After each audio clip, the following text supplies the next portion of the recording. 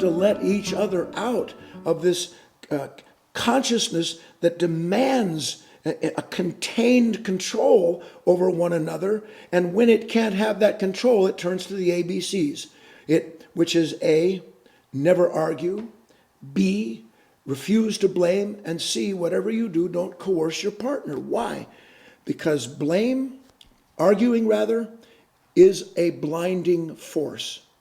When you argue with someone over something in your relationship, you stir in them, without knowing it, a certain resistance to what you're arguing over, so all they see is the need that you have to pay for the pain. They're blinded in an argument. We are blind when we argue. Refuse to blame. Blame is a binding force.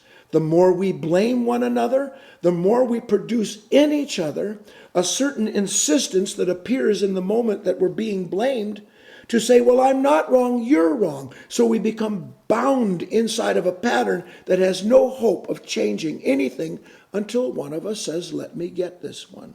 And the last one was refused to coerce anybody. We all know what it's like to begin in a relationship where there's a problem, to suddenly get that stern face, to threaten, whether verbally or in silence, that if you don't do what I need and want you to do, there's going to be hell to pay. In that moment, when we meet a relationship with that kind of demand, incidentally, the threat that you must pay now and say you're wrong or tell me I'm right, there's no way that anything can grow in that relationship of a right nature, because it is being contained and corrupted by a level of understanding that only knows to hold each other responsible for their pain, and that demands payment at the cost of love, at the cost of self-discovery.